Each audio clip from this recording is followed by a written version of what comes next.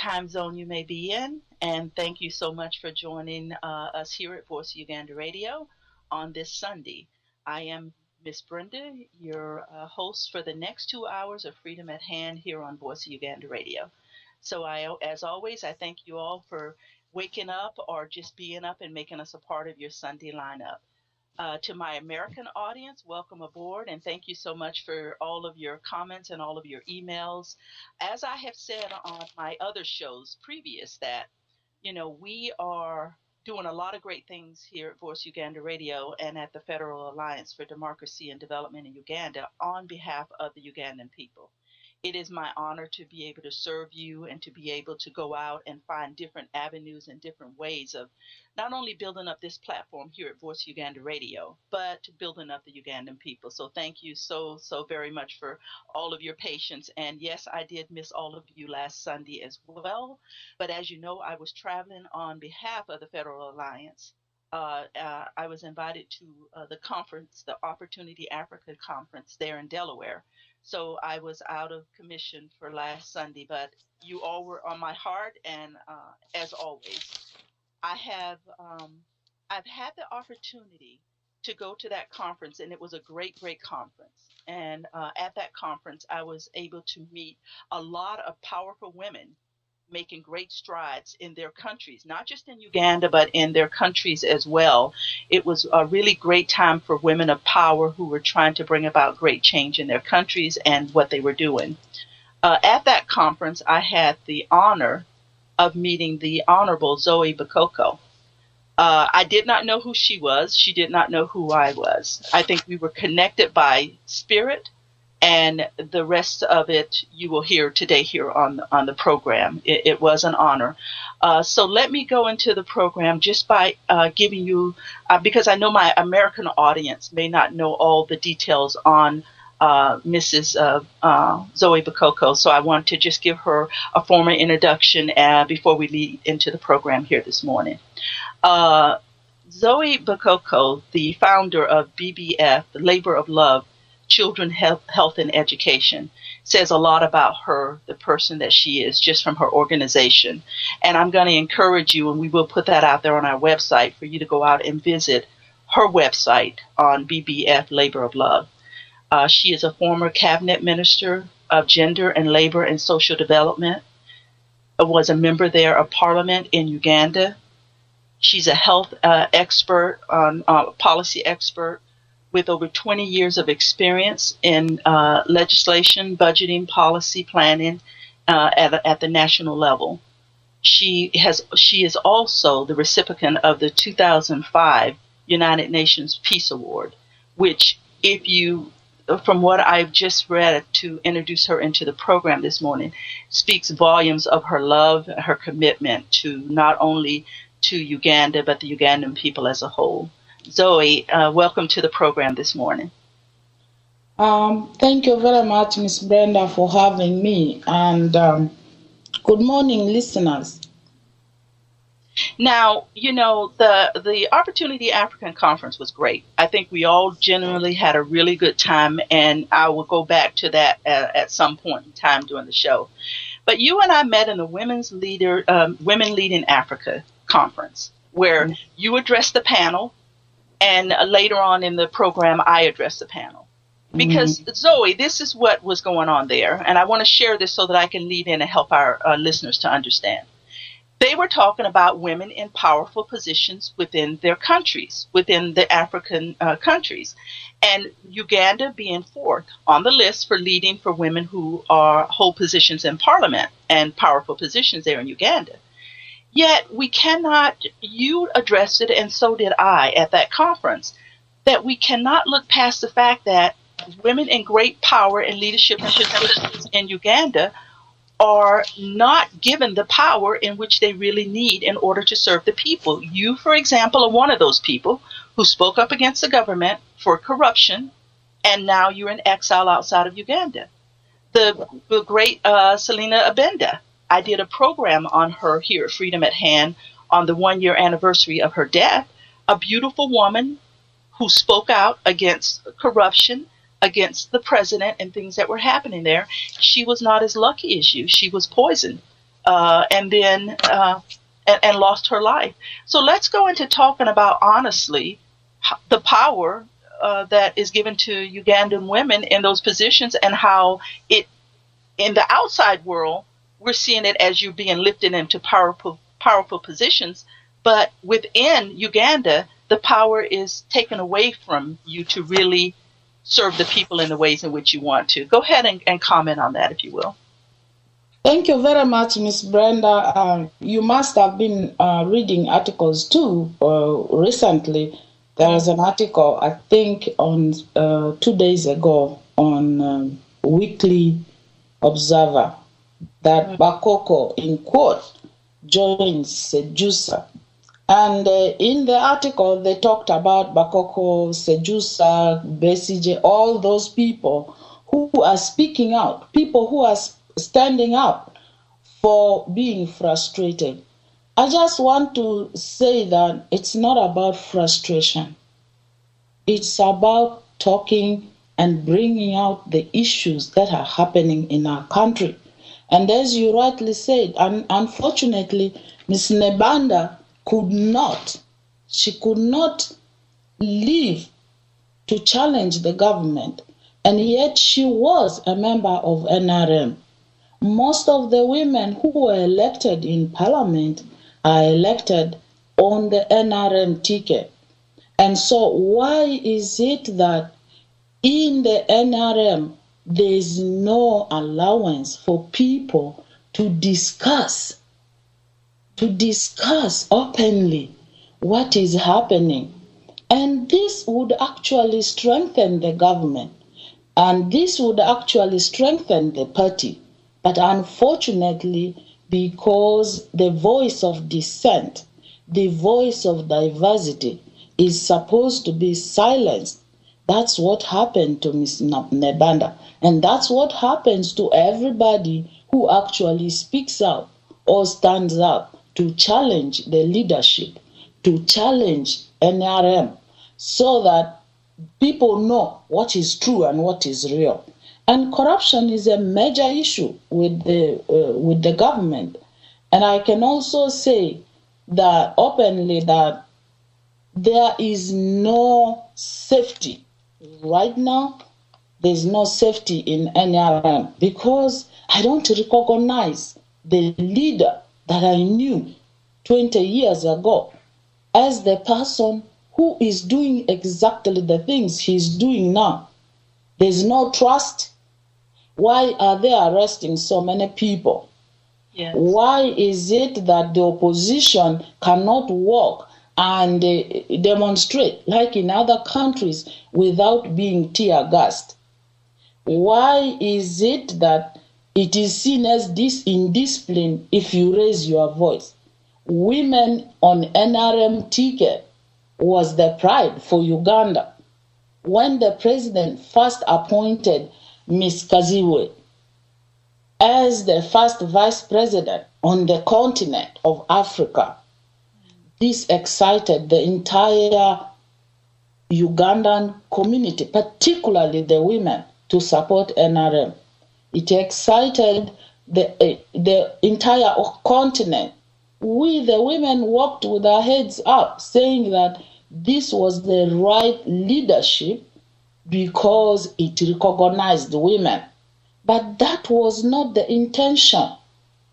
The intention of bringing women into politics around the table was not to hear their voice, but it was there just to see women as being inclusive when they really are not actively inclusive, where they are not allowed to talk and speak out, where they are not allowed to say the things that would improve the life of the women, that would make life decent for women. For example, availability of health care, which Nebanda was really screaming about in Parliament. It's public knowledge. Yes.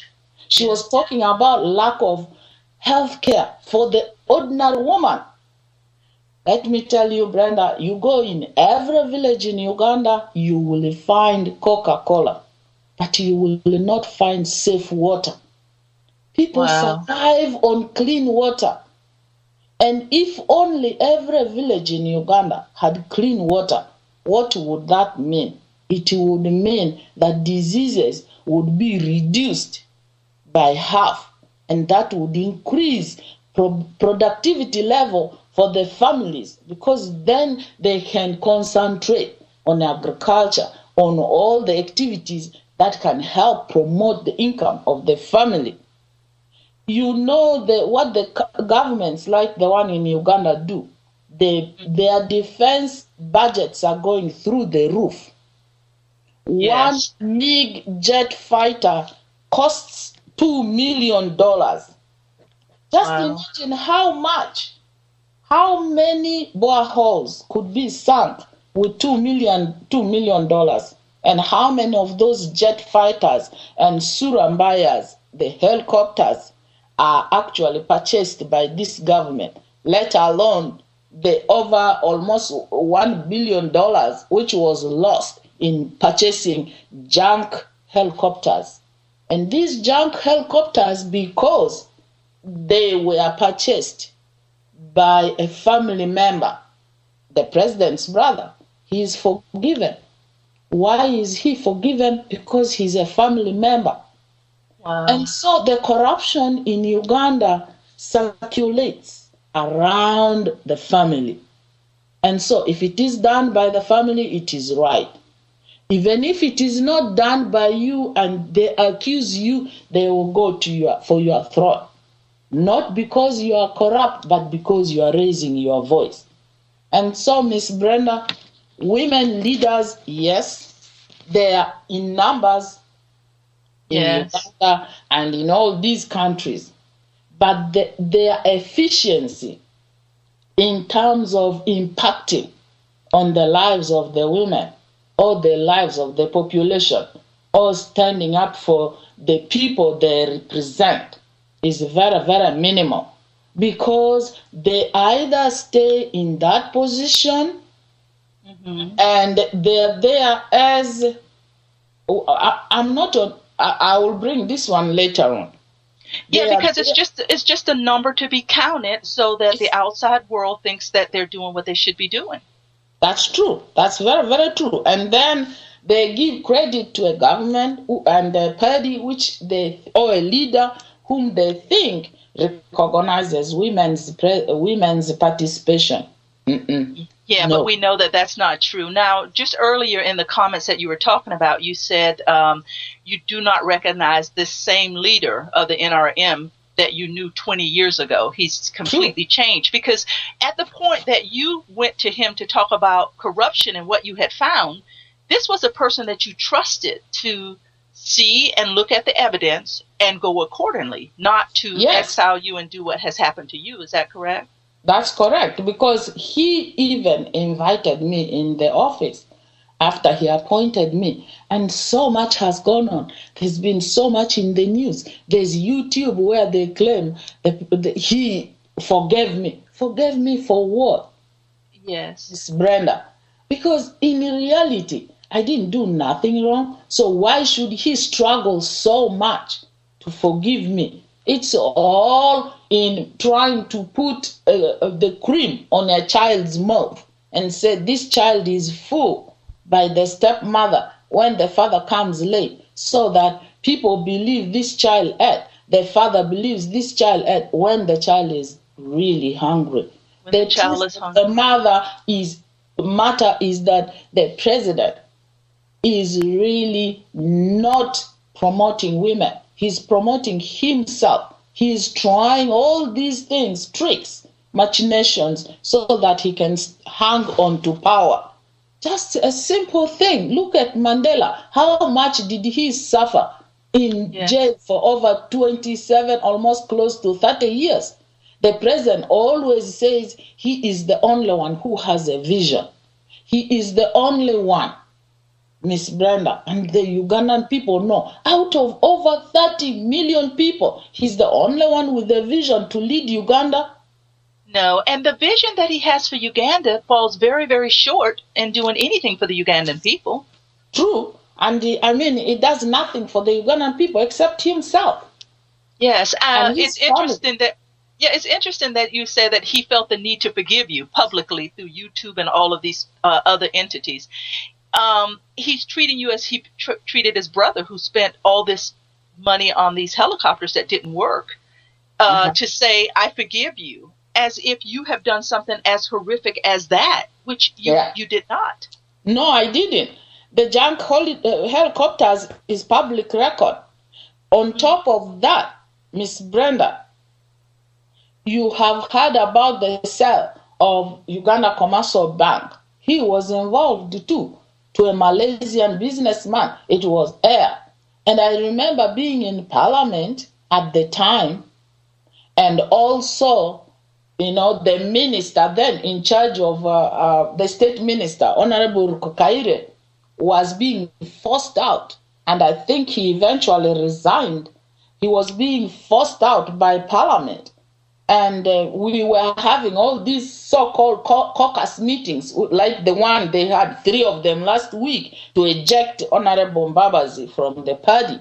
He always calls the caucus to give them what he wants them to say, not what the caucus can say. And I remember we had just entered the Nile Hotel, and we sat down, and he came in to chair this meeting. He was very upset already that some members of the caucus were raising the issue of the corruption. This is 1996, 97. Wow. And so what happened was, one of my colleagues from Arua, Honorable Alex Onjima, who is now a state minister of local government, in the true Lubara fashion, put up his hand and told the president, he said, "Mr. President, why are you twisting the caucus so that we support the theft and corruption of your brother?" Oh my God. He banged the table as usual, and the guy turned his face and looked at Onjima and said, "Did you know that your occiput and your cheeks, which are all fattening and getting thick, is because my brother shed his blood in the bush for you to enjoy this? How dare you say that to me?" Everybody in the caucus was shocked. We were staring at this man.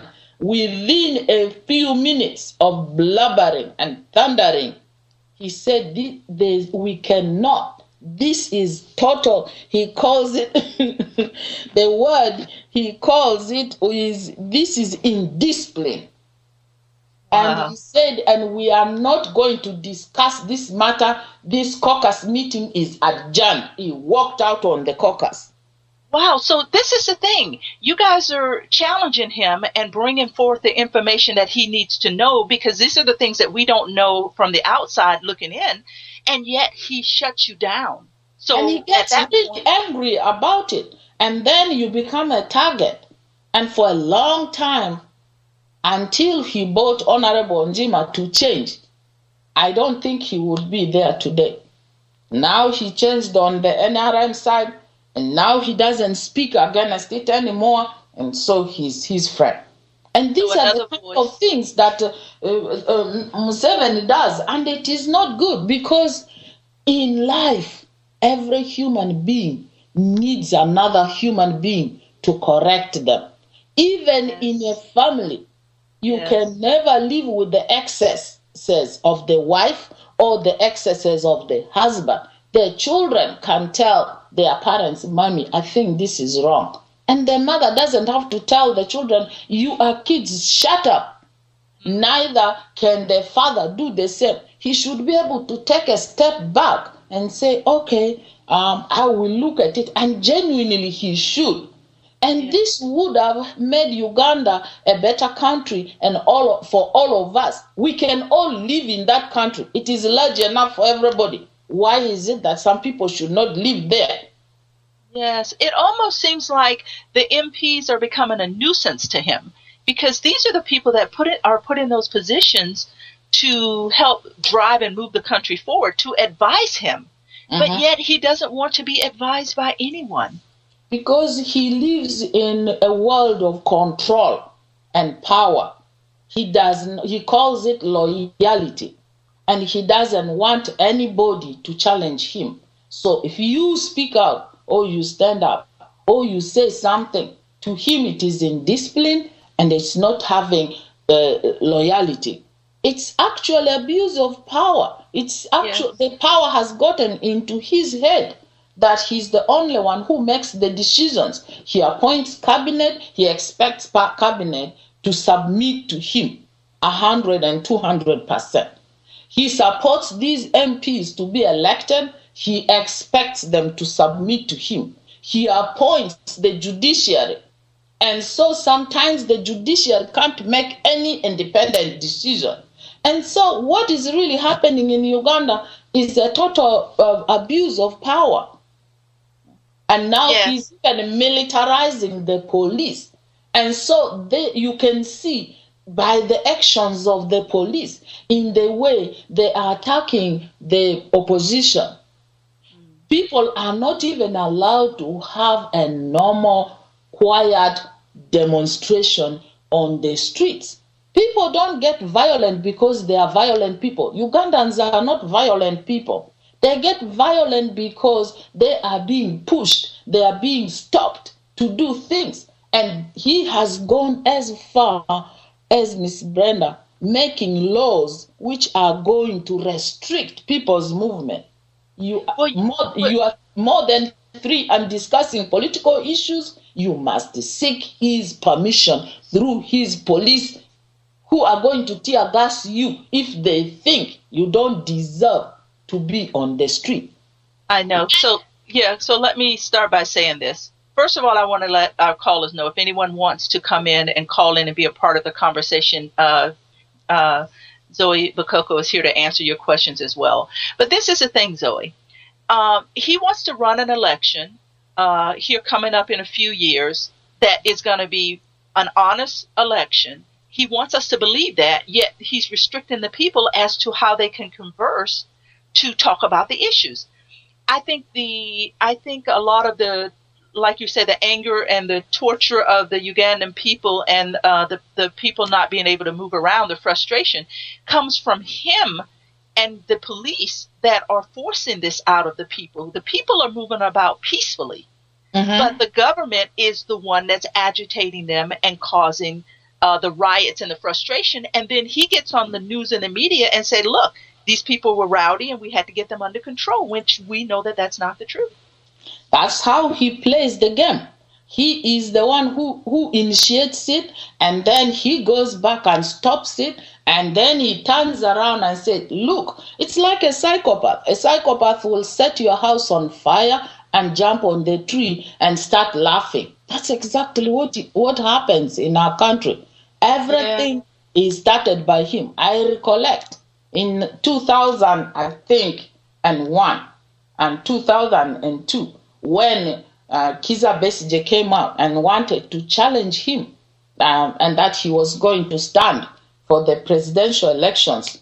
Oh my God, I remember that evening because my office was in Simbamanyo House, which was looking directly into Central Police Station. How people were being arrested, thrown in onto the trucks and thrown in the jail, and the police beating them. I was upstairs and looking. My office was upstairs, and I could look straight into what was happening in Central Police Station. And what did you feel? Did you feel helpless? Did you feel like you could help? I felt so helpless. There were all these young people who were under my ministry, the youth, just throwing stones or just screaming at the soldiers. And these soldiers were shooting live bullets at these kids. So the following day, when we were in cabinet and discussing this issue, my question was, why should the government use such a high-handed measure to contain a person like Kizza Besigye? You are the government. You have the state machinery. You have all the radio stations. You have all the MPs. You have all the ministers. All you need to know is to go out and explain what this government is doing for the people. And you, in honesty. So I said, if you are actually using this high-handedness, the people are going to say, why are they stopping him? Why are they rounding the people up? Why is the government throwing him in jail? Why is he doing all these things? There must be some good in Kizza Besigye. And that is what is going to push the people to support Kizza Besigye. And I was told, what side are you on? And they wanted to know which side you were standing on, whether you were for the Besigye or whether you were for the sitting president. Perfect. And this is in cabinet. I'm trying to tell them we can actually go out there, mobilize the people, explain to the people what the government has done. You don't have to do it the way they were doing by kicking people. Yeah, so instead of solutions. I was really surprised, and I was silenced and told not to raise it again. It is like any reasonable voice of dissent you raise, you are indisciplined, you are not loyal, so you are joining the opposition.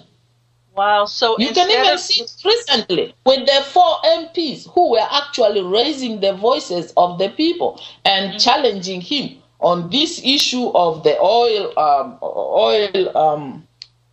corruption. And he said this is not allowed. They also raised the issue about Nebanda. And now they have lost their seats. He made sure that they lost their seats, and now it is still in court. But if the final court says, no, you cannot sit in parliament, these people have to go and challenge. And trust me, Brenda, they are going to use the state machinery against these 4 so-called rebel MPs. And they will do their best to make them lose. So it's all about you get labeled. You get labels like those 4 MPs who were really trying to tell him, in the Lugbara language, we say the person who cuts your boil, the bubo, is actually the person who loves you. Those who are cheerleading him are not actually the people who love him. They are silent because they want to have their grocery and they don't want to talk. They want their livelihoods, because what you're saying too is you're trying to be a part of the solution. So are some of the other people. How can we handle this in a different way? Yet you are the ones that are considered to be the problems if you raise your voice in parliament. That's true. The evidence is there. I'm not concocting it. You can see with what has happened with these 4 MPs. And a lot has happened, but you can just see what's happening with them. And it's called indiscipline. So where is the voice of diversity? Where is that silent voice which is supposed to give you a conscience and say, am I doing the right thing? Somebody else can only tell you that. And you should be grateful and discuss that openly. Instead of thinking that you are the ultimate and nobody should challenge you. It is wrong. And so NRM, to me, with all this confusion, even the recent one of Amama Mbabazi, where they are saying that he wants to challenge Museveni in 2016 as a presidential candidate.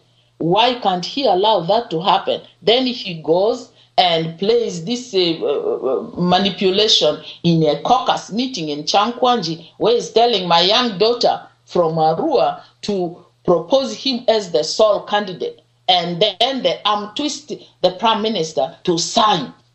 Wow. I mean, why do you play this kind of games if you know that you are doing the right things? If you know you're running on the right ticket. It is lacking everybody's trust. And now they are arresting the young people who said they would support Honorable Mbabazi. And I mean, it's embarrassing the wife, embarrassing my former colleague, Hope Mwesije.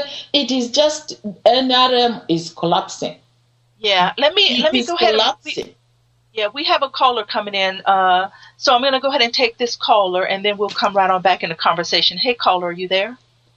Yes, good morning, Ms. Brenda, and good morning, our guest. We thank you so much for appearing on Voice of Ghana Radio. It's a pleasure to have you, Ms. Bakoko. My question to you, I have kind of 2 questions that I would like you to elaborate on. Can you tell us more about the elections that have been taking place in Uganda, that Museveni has been winning elections all along? Since you're in the government, you might know also 1 or 2 things. How did Museveni win, or how does he win election in and election out? And secondly, we understand that Museveni has a lot of properties, especially the one in Rwachitula and all that stuff. Can you elaborate, if you know, how did this man, President Museveni, acquired such property when we knew or when we know that he was very, very poor prior to acquiring power? Thank you so much. I'll hang up and listen. Thank you. Thank you, caller. Go ahead, Zoe. Thank you very much. This caller, you have raised very, very important issues. The issue of elections. And I think you recently heard what Afande Sejusa, they call him David Sejusa, before he was called Tinyefunja. What he said, it's all there in black and white. And he said that all the elections, particularly the latest one, where Kizza Besigye stood against Museveni, was rigged by them as the state machinery, the security. And so there is the actual results which the Electoral Commission is supposed to announce. And then there is this falsified results which the Electoral Commission announces. And so, therefore, the public knows what happens. We just also, Ms. Brenda, spoke about how the opposition does not have freedom to move around and endear themselves to the public. They are not allowed to go and speak to the population, to the voters. Right now, they should. There's already a law which restricts them. And this business of, for example, decentralization in Uganda. Decentralization in Uganda is not to take services closer to the people. It's for Museveni to put his military people in all those small villages turned into districts so that he can be able to spy on the public, on the population. So that they will report everything, activity that is happening in the villages. And so these are the people who orchestrate together with the Electoral Commission the kind of results that are announced where Museveni wins. And Miss Brenda, one thing, I am almost 60 years old in about 2 years' time. Trust me, the first time I ever saw a president handing over to another president in my lifetime of over 50 years, living in Uganda, living in Congo, living in Sudan. In Congo, it was Mobutu. In Sudan, it was Omar Bashir. And you know the longevity of how many years these presidents have been in power. And in Uganda, it has been Museveni in my adulthood where I could vote. Wow. Honestly, the first time I saw a president peacefully handing over to another president was in this country when President Bush handed over to President Obama.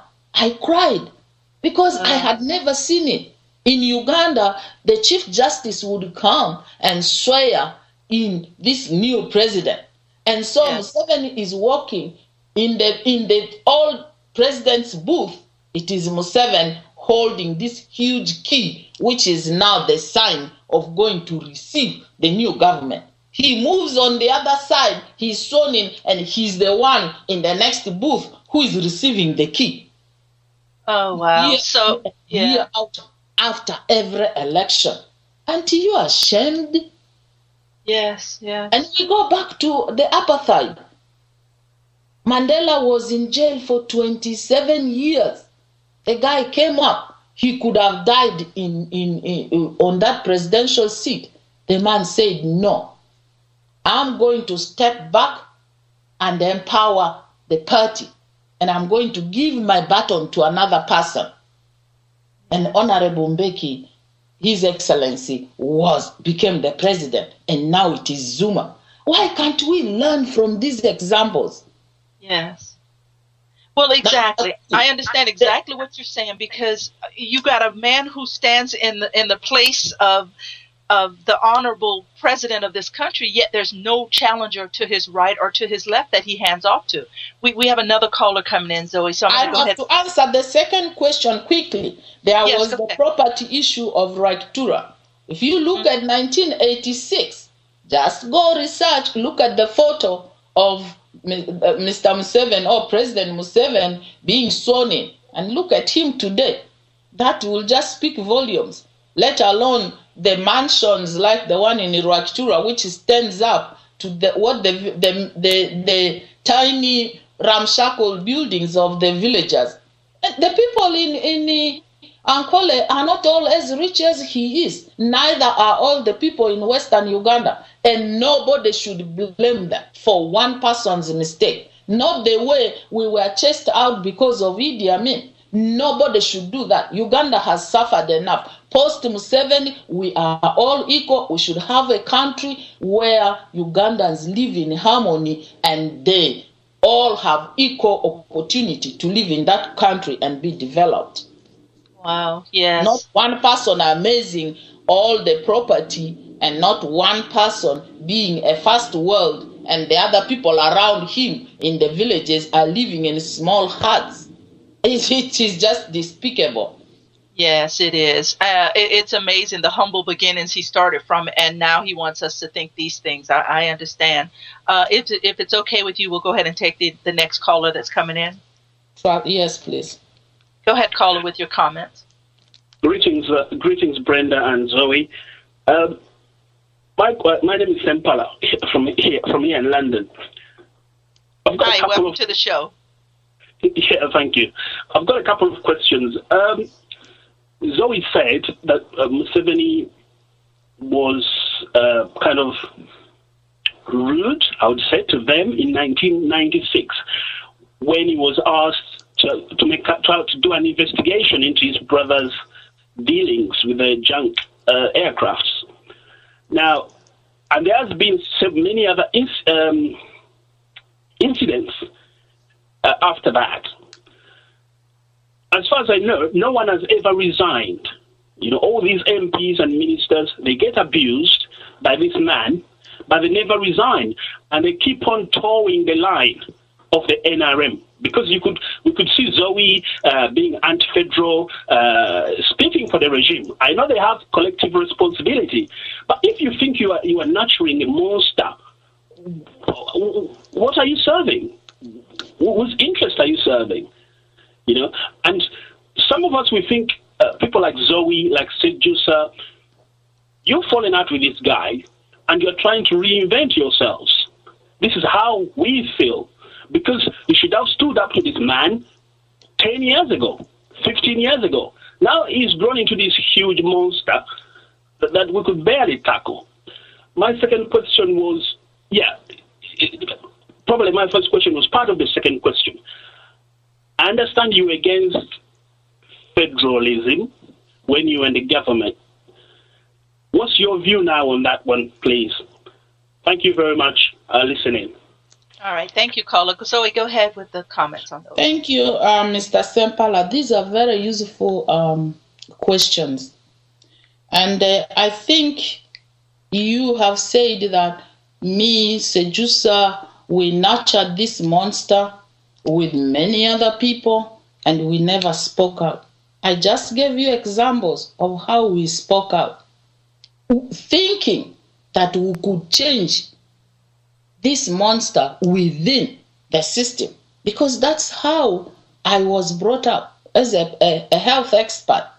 You look at the situation, you try and you change it, and you make the environment better for the people. If there's an outbreak, you look for the root cause and you try to clean that water, or you teach the people to boil the water and drink clean water. Or you tell them to sink pit holes so that they can be able to use the pit latrines and they don't poop outside. And so to me, I was brought along that line. And I thought that by letting him know within the system, he wasn't taking it as in discipline. He wasn't going to toe that line. And he has indeed fooled very many people, not me alone. And so My brother, we are in this struggle together with you. There is always a limit to everybody doing something. There is the humility of stepping back and asking, how could I have nurtured this as well? And so keeping quiet up to the end would not be the option.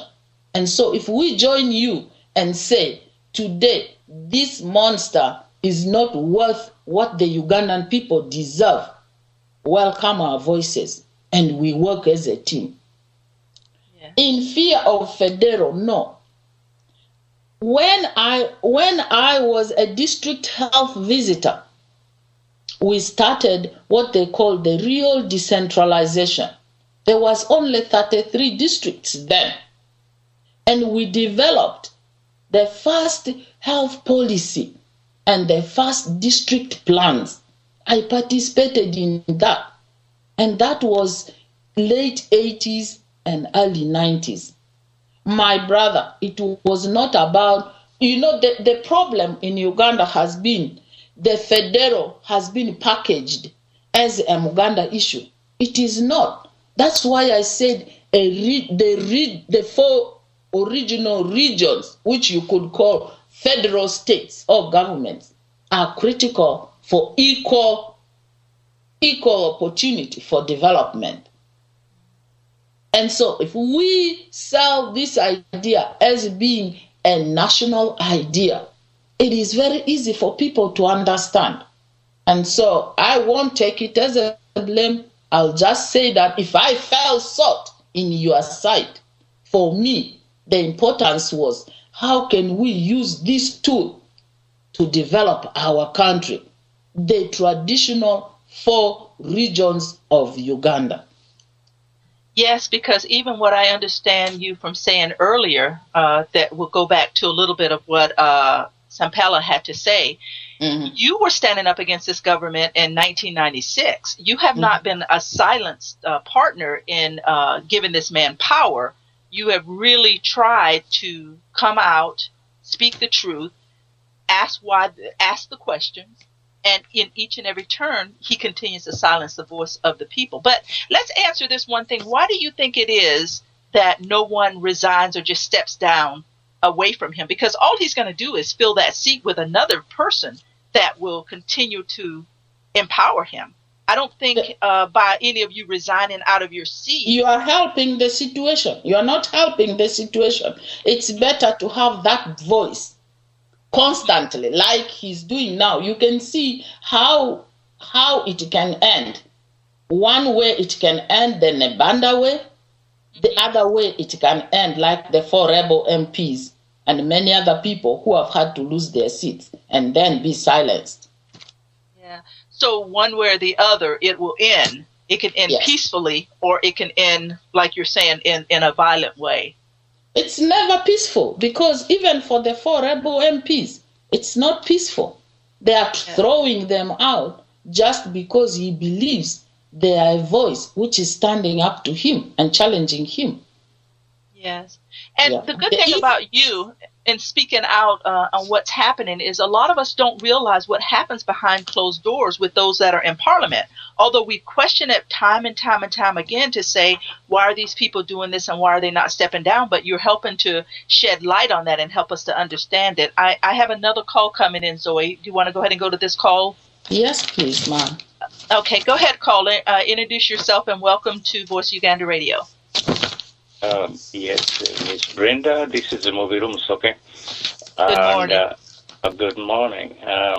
Well, I want to welcome Zoe to Voice of Uganda Radio. Definitely, she has given us some inside information. And I want to point to 2 things. The character and the personality of MUSEVENI she has painted is very accurate. The man who always doesn't want any opposition, and anything somebody says is indiscipline. If you criticize him, that's indiscipline. That's military language. In other words, in military structure, you are not supposed to question. You are supposed to obey and do whatever you are ordered to do. Although to certain extent you are not supposed to commit crimes, that you would be responsible for that. So, but what I'm trying to point out is that the picture of a dictator, a true dictator, is what Zoe has painted. That this man, very few people knew exactly who Museveni was, and now we know that he is intolerant. He cannot stand any opposition. He cannot accept any criticism. And that's the true character of a dictator. And I thank you for bringing this personality out, this character. The second thing which goes with that type of character and personality is what type of a leader is he? In your opinion, I want you to tell me what you think about NRM. Is it a political party with a philosophy? And if it has a philosophy, what kind of philosophy is it? Because originally when they came from the bush, we thought that they were, one, fighting for democracy, and two, they were going to root out corruption. And from what you've said, Museveni is the most corrupt leader Uganda has ever seen. And as far as philosophy is concerned, the NRM constitution, I don't know whether you've read it, Article 6 of that constitution says that NRM is a multi-ideological political organization. I don't know what exactly that means. I want you to shed some light on that, if you understand what exactly it means for a political party to be multi-ideological, in this particular case, NRM. So thank you very much. I will hang up and listen. Thank you so much, caller. Go ahead, Zoe. Thank you very much, Mr. Mobiru Musoke. You have actually summarized and articulated the discussion we have had so far very well. And you have also done your research. You have watched this guy from the time he came in, 1986. You know, they say you will never know a black snake in green grass, beautiful green grass, and you step in and you think it is just as beautiful as it is when there's a deadly poisonous snake which you could step on and it would kill you. Or they say the other one, the way they say someone wearing a wolf wearing a sheepskin. Indeed, when Museveni came in 1986, Ugandans had it up to their throat with a lot of the problems that happened before, because there had been, as Mubiru has said, a lot of lack of democracy, and there was a lot of corruption. And he spoke out and said he was coming to govern because of people who overstayed, leaders who overstayed in power. And he was particularly referring to Obote and Idi Amin, who had overstayed in Uganda. Both men, Idi Amin was in power for 8 years, and so was Obote in his first, and then the second was barely 3 or 4 or 5 years. So even if you add all the years both leaders were in power, Museveni has overstayed more than both of them. And so when he stood there and said he was actually coming in to lead Uganda because he did not want people to have leaders who overstay in power, did he flip-flop on his own statement, which he spoke about? Yes, it goes with this the NRM ideology as being called multi-ideological. They want it to be this amorphous thing which you don't know where it starts and where it ends. and so that the public does not have to ask questions. They want loopholes where they can torture people. They want loopholes where they can confuse people. They want loopholes where they will talk about this so-called, in quote, NRM, which is supposed to be saving the people, when it is sinking the ship deeper and deeper, and the people are going into this poverty, and all the money is going into their own bellies and pockets. And so he has not rooted out corruption, as you see, and there's no democracy. And so therefore, this NRM, when Museveni, because it is Museveni, NRM is not anybody else but him. That's why he doesn't allow challenge. That's why he doesn't allow criticism. That's why he doesn't allow opposition. And so when he goes, NRM crumbles because there's no ideology there.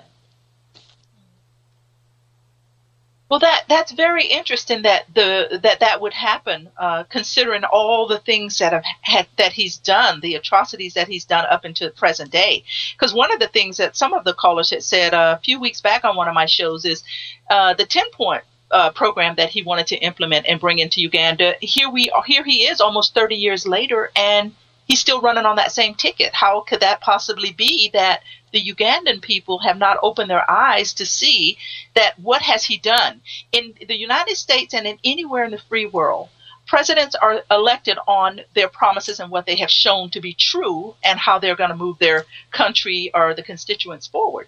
Yet he continues to make a promise that he has never fulfilled, and yet the people, I know the people don't have a choice because we understand now they're in a dictatorship, but how do you move forward with something like that?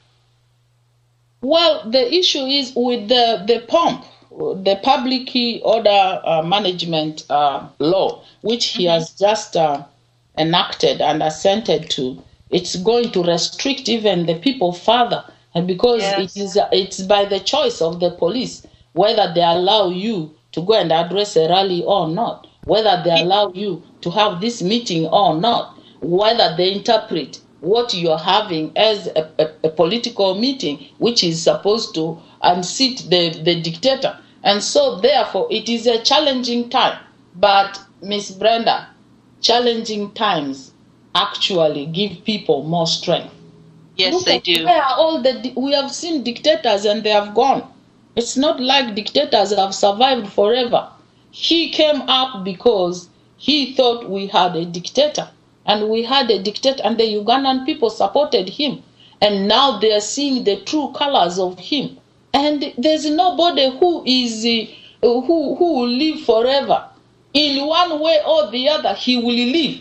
Does he want to be remembered as this leader who has messed Uganda to the level where he is? Yes, absolutely. Because now, I don't know how he can undo this. It's too late for him to undo it.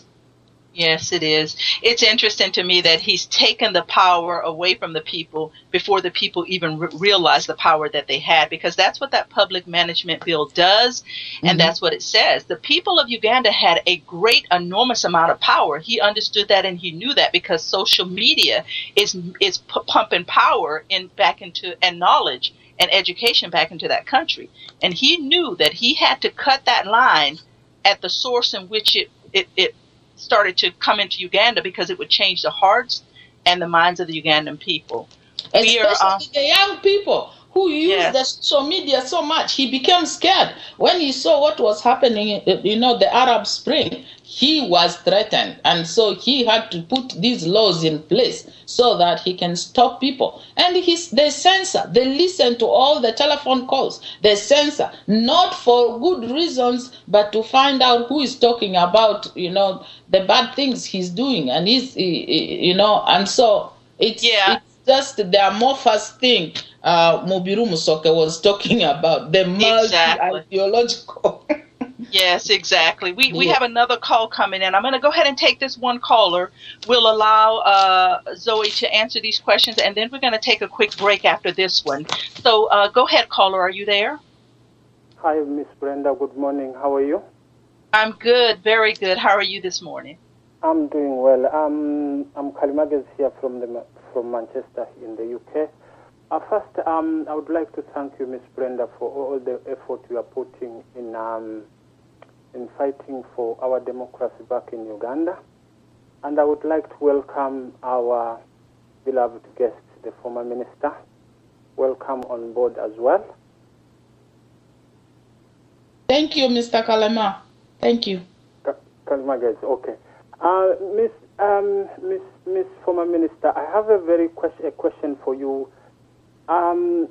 When did you realize that Museveni is corrupt? Thank you very much, Joseph. I just want you to answer me.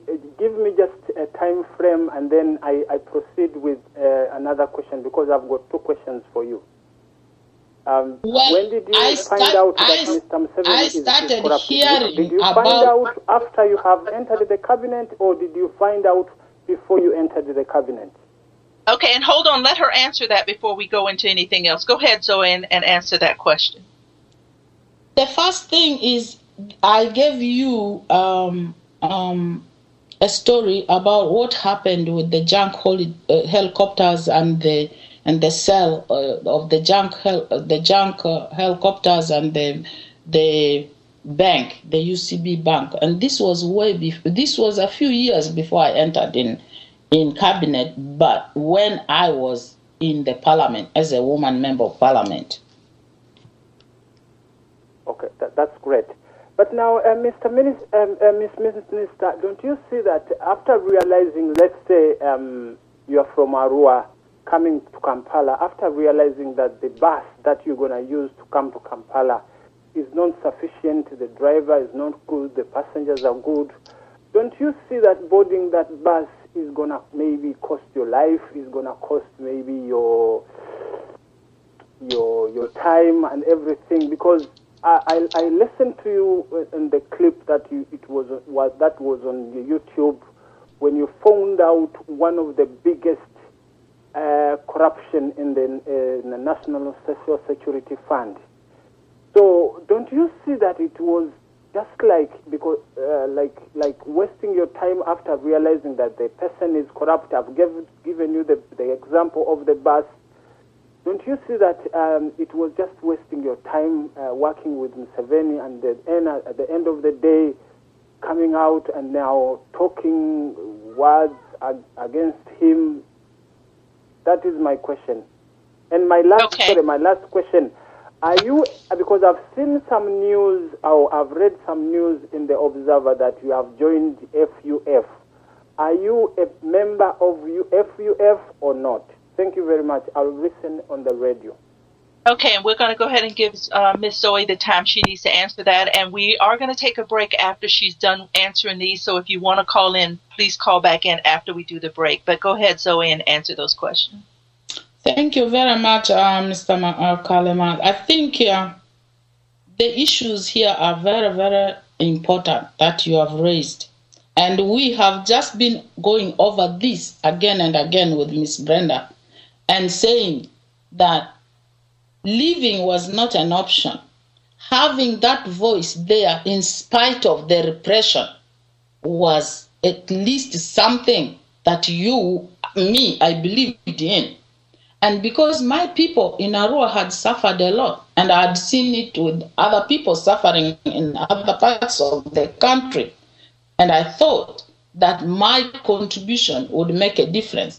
It did in the areas of peace, because if I had not stepped up, trust me, northern Uganda and Arua would still be a war zone, because Mr. Museveni actually thrives on conflict. And at one point, when they entered in Congo, and when they had all these conflicts going on in the country, he said war improves the economy. And I had been in exile, and I was not going to allow my people who had just returned to suffer when they came out and said, please, madam, we know you stand up, we know your character, and we know you will tell the truth from 7. Can you please go and give our message as we tell you, and not even sugarcoat it?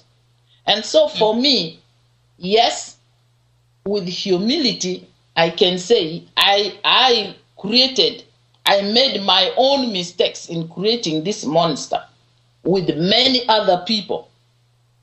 And so I stepped back. And as I said, I'm not going to keep quiet. I've always never kept quiet. And if I can find a platform to speak and tell the Ugandan people, I will do it. Number 2, yes, this bus had a fault, but there was a chance for me to do the things which I have done. And he's talking about finding this huge corruption which was in 2002. And by the way, Miss Brenda, it was actually a village woman who has never gone to school, and her husband actually worked in Kakira. And this woman was the one who said, why is my husband being paid 500,000 shillings when he has worked for over 50 years? And that is how I discovered that corruption. And so I believe that we are in this together. There are so many people who have come out and are now standing up against this guy. Yes, I'm a member of Freedom for Unity Front. Yes. All right. And we're going to go ahead and take a 5-minute break here to give ourselves time to regroup here. You are listening to Miss Brenda, and this is Freedom at Hand on Voice of Uganda Radio. You are listening to Voice of Uganda Radio, the mouthpiece of all Ugandans, wherever they may be, to voice their problems without fear of any retribution. The Voice of Uganda Radio works in sync with FADU, the Federalist Alliance of Democracy and Development in Uganda. FADU is an organization that was formed to work as a platform for all Ugandans at home and outside, to work synergistically to liberate our mother Uganda from the ruthless invaders that have sucked it dry. Therefore, FADU invites all able Ugandans to act now and save the Ugandan humanity that is being slaughtered, destroyed, and robbed by a few people unworthy to call themselves Ugandans. Many people are crying for action in Uganda as they languish in misery. FADU echoes their cries by making the loudest alarm to everyone to join FADU, not tomorrow or the next day, but today. The number to join is 408-904-7038. The email is info@fadu.org. Radio eno ekolaganira wamu n'ekibiina ekya Federalist Alliance of Democracy and Development in Uganda, FADU. Ebigendererwa by'ekibiina kino kuzza mirembe, enkolagana ey'awamu, obwenkanya, okuggyawo enkola y'omwana waani, n'okusosola mu mawanga, okutulugunya, okulya enguzi, ebikudde ejjembe mu Uganda. Era kirwanirira okuzza enfuga eya demokrasiya mu Uganda. Ekibiina kino kye kisookedde ddala okukubiriza buli muntu yenna okukyegattako awatali kusosola mu mawanga n'enzikiriza oba ekitundu omuntu kyalimu mu nsi yonna. Kino kye kiseera twegatte tusobole okuzza obupya ensi yaffe Uganda edobonkanyizibwa.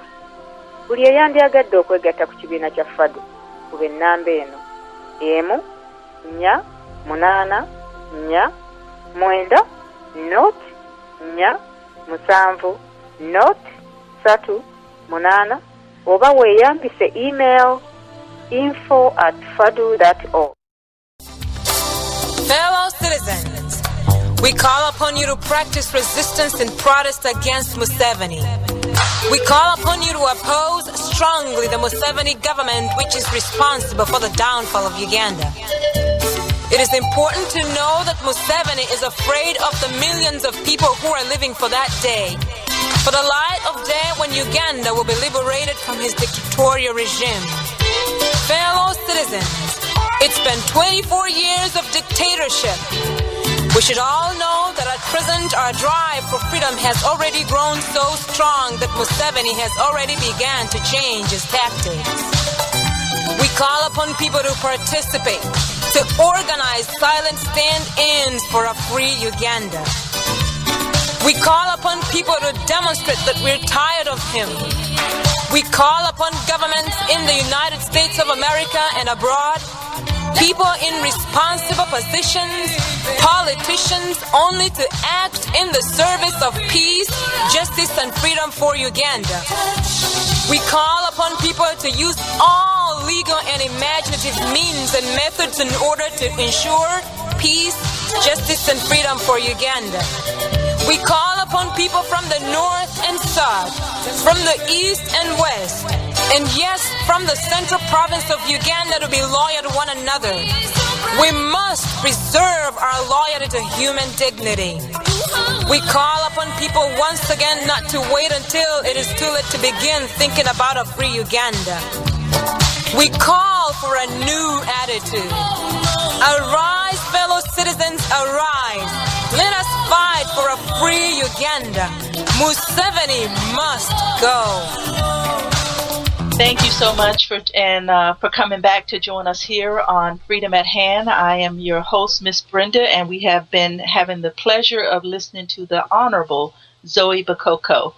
We're going to go back into the program because, as you know, we're down to our last hour, and I want to give as many people a chance to call in and be a part of the conversation today that we're having with her. One of the things I do want to address, and Zoe, you can respond to this a little more if you like, from the previous caller that we just had before we went on break. You know, one of the things we have to understand, when you know better, you do better.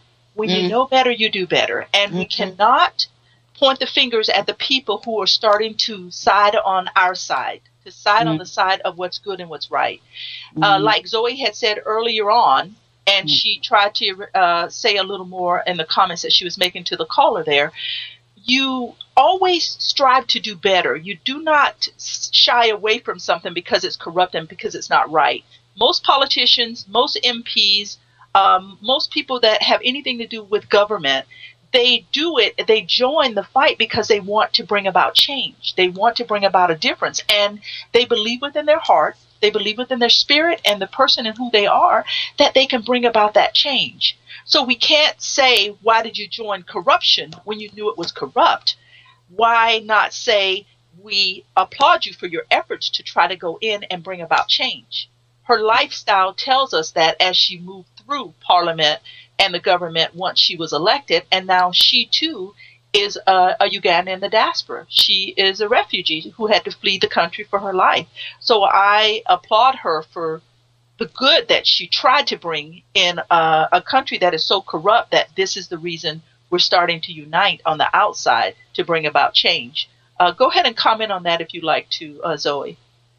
Yeah, Miss Brenda, you're absolutely right that, when you know better, you do better. And I believe that many of those people who join politics in Uganda, they come in with belief that they can honestly bring some change. And of course, you can't say that 200 people, MPs, they come and that they are all just corrupt or they just listen to this guy. And people try to speak, even in the caucus. I gave you the example of when Honorable Njima made that statement and he banged the table. And there's been so many of those which has happened.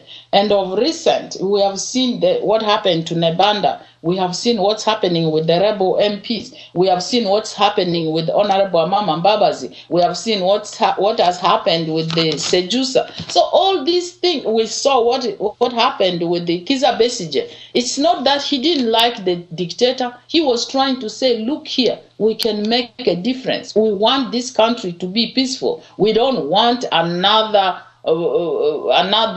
trend of violence, and because we believed that, this was a moment where this country could actually improve the lives of people. But unfortunately, like the other caller said, that this is about somebody's personality and character. That's the kind of person who actually deceived very many people. And Miss Brenda, as you said, he came in with 10-point program. Then the 10-point increased to 15-point, and now it is amorphous. And so he's just finding ways to stay. Yes, I understand. We have Musana on the line who's calling back in again. Hey, are you there? Yes, ma'am. I'm here. Yes, our guest. I have another question to ask you, 1 or 3 questions. The first question is, your name?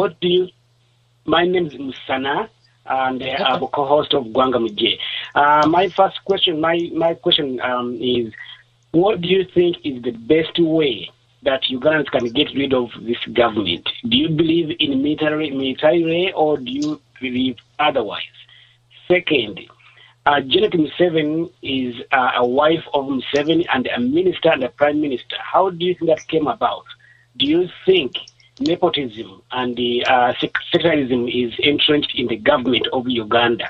And the last one, can you tell us about safe houses? Because we've been hearing about safe houses and the government of Uganda has been denying it. Do you know any circumstances where Ugandans were killed in safe houses, and how can we get rid of such injustices and the outlaw that has taken over our country? Thank you very much. Thank you so much, caller. Wow, that's a lot, Zoe, but I'll give you the time to go ahead and answer. No, I think Ugandans are really thirsting. They're thirsting for information. And, there's been so much going on. I can understand how, the questions they are asking. And thank you very much, Mr. Msana, for all these wonderful questions. And I think I will answer your first question last. You spoke about nepotism. Is it nepotism to have the First Lady as a minister in government? The First Lady had a right to go and join politics and stand, if in spite of the fact that she is a First Lady, but the choice of making her a cabinet minister, when actually Museveni can still talk about the issues if she was only a member of parliament and even a First Lady, that opportunity was there. I think that was wrong, because he could not bring issues of his bedroom into cabinet. That was totally wrong. I think she had a right to go and stand as a member of parliament, but the appointing authority made a mistake to put her in cabinet, because she is his wife. And how did he expect other people to perceive that? He even appointed at one point his brother, Salim Saleh, as a cabinet minister in charge of finance, a state minister. That was wrong. His son is the commander in charge of the presidential brigade. That is wrong. That is actually centering the power within his family. And that is where people are beginning to ask the questions. What's going on? Why should he be putting his own people around him? Is he scared of something? Is he doing things which are wrong, that he cannot trust his life with now other people whom he could appoint besides these people? And so to me, I think that is nepotism and it is wrong. Number two, about safe houses.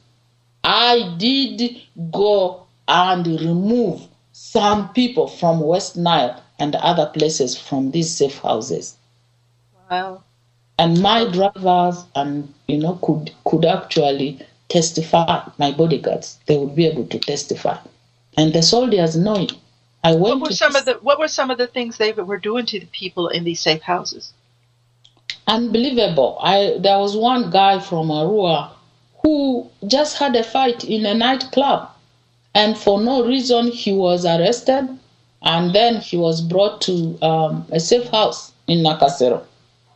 And the story he gave us was awful. Awful. One of the things he told me was that, they put you in this one room. It's a torture. You are alone. They bring you food. and you are aware that there are people who have been in some of these safe houses, they are removed at night, you hear the noises, and you know you could be the next one. It is a horrible thing. People have died in those safe houses, and some people have survived it because the families were able to come to me, and I went into those safe houses and grabbed those people and brought them out. Now, were you were putting yourself in danger and in jeopardy to do that? Of course. These are the kind of things I said. That's why it is very important, in spite of being nurturing this dictator, there were other things you could do to help people. And that's why you continued to serve. And so, because you knew you were making a difference somewhere, even if there was corruption and all these other things happening in the background, you were really trying to help people. I also remember one time when I was sick, and I was in England then for 3 months. And one night, because I always keep my phone under my pillow and it vibrates, so I had my phone vibrate, and I was being called from Arua. And I was told that there was a guy who had been arrested, beaten, and probably he would be killed if I did not, if I intervene. I was thousands of miles away. And for no reason, I don't know why, God just gave me this one number to call. It was one of the military officers. And I called the guy and I said, what is this? I'm hearing the people are getting really angry, and they said they are going to rise up and they don't care if you will shoot all of them. Why have you arrested this guy? And the information he gave me was that, this guy was collaborating with the rebels in Congo. I said, this guy lives in our village. He's just a mere businessman doing these small businesses in Arua. How did you know that he's collaborating with the rebels? These children, they are so religious, they have nothing to do with the rebellion. Why are you doing this? And then the name he gave me definitely was not a name which was typical from my county. And so I said, that's a lie. And then he called the person who was his informer. That's why I was telling you that decentralization is not about taking services nearer. It's about spying on people. And so these people can lie. The so-called informers can even lie so that they get money. And so then I told this military officer, I said, you know what? If you don't resolve this problem now, if you kill this guy, I'm going to remain in the United Kingdom and resign. And I will steal all the beans. So he told this guy, the minister is threatening to resign. Can you tell the truth? And the guy started, shaking and blabbering on the other phone. And eventually this guy called the brigade command and said, can you release that guy because the minister is threatening to resign? And so the guy was released when he had been beaten almost to death. And so the whole thing is so sad, because you make your little marks, and if you are not there, then these unfortunate people could not have survived. And so it's an awful situation of things that are happening. And when you see people like Besigye or Sejusa get out, I think the issue is they have had enough of it. They have tried in their silent voice too to tell this guy this is not right, but he doesn't want it. And then the only thing is you have to let go. Otherwise, you can be in a bandit. What would be the other option? Yes. Now what would be the other option? And so the best way to remove this guy, trust me, I will not be able to give you what do you call it? One solution or what fits all. Because the issue here is for the Ugandan people to understand and know that this leadership, extending it, is not going to help them. Yes, exactly. And I think you have one more part of that, one more question to answer from that. But we do have another caller coming in. Do you want to go ahead and take this call, or you want to answer the third question there? let's take the call and then we'll answer them together. Okay, go ahead, caller. Hi, thank you so much for calling in. Go ahead with your question. Hello, Miss Brenda. Good morning, Dorothy. How are you? I'm good. How are you? I'm good. Yes. So I can just wait for the Honorable to finish that question, and then I can follow also as you guys go along. Okay, that'll be great. Zoe, that is Dorothy. She also calls with me sometimes on Freedom at Hand on Sunday. She's just calling in. So we'll go ahead and let you answer that, and then she'll come in with a comment. Which question was that, Brenda? Can you remind me? I think it was the first one he asked on how do we overtake this government? Is it through violence or is it through other means? I think that was the question he asked. Well, I honestly, Brenda, you and me, our strategy really is educating the Ugandans. Yes. And making people know that they are feeling the pinch, they are feeling the heat. Yes. And so it's I don't have military equipment. I don't have military people. I don't condone violence, Brenda. Yes. And for me, actually, if the Museveni government falls, whether you vote him out, he's not going to accept it. Yes. As soon as you vote him out, that election is going to turn out to be something else, and there will be violence. But me, I don't support violence. Because the Ugandan people, how many lives have we lost through violence? Yes, and I think you're right. Yeah. Yeah, I think you're right in educating the people. We have a lot of political solutions. Yes. To safeguard our people. People have suffered enough, let alone even with poverty and everything. People are just surviving. And so I don't support violence. Yes, because even with those of us who are in the diaspora, we understand and we know because we have lived in true democracy. We understand the way it works and we understand the way it governs. And because of that, it puts us in a position to go back into Uganda to restructure in a way that will work for all. We have a call coming in, so let me go ahead and take this call and we will come back to Dorothy. I know she will wait patiently as she always does. Go ahead, caller. Are you there? Oh, yes. Good morning. This is Kula from Fresno, California. Good morning. Welcome. What is his name? Kula. The name is very, you won't be able to pronounce it. It's Kula Zukurabe, but Kula is good enough for me. Okay, sir. Yeah. First of all, I would like to thank Brenda for all the effort that you have put in this organization to see that there is a change that will benefit Ugandans. But more so, I thank the former honorable minister for having been courageous enough to come and speak her mind on this radio and perhaps on other radio stations. Thank you very much. Thank you, Mr. Kula. Thank you. Being quiet is not going to help us solve any problems. Mm-hmm. Yes. Now, I would also go ahead and thank you very much for having served your people.